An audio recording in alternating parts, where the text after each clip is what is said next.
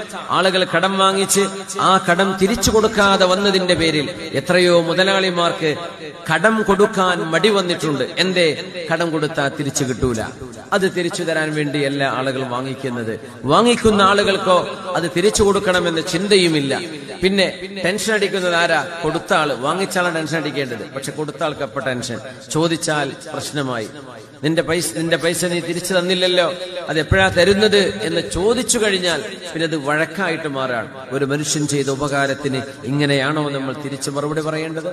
അങ്ങനെയാണോ നമ്മൾ പ്രതികരിക്കേണ്ടത്? അതുകൊണ്ട് അത് ധിക്കാരമാണ്.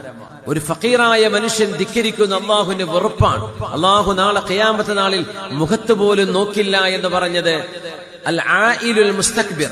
5 പൈസ കയ്യിലില്ല, പക്ഷെ അഹങ്കാരം ഒരുപാടാണ്.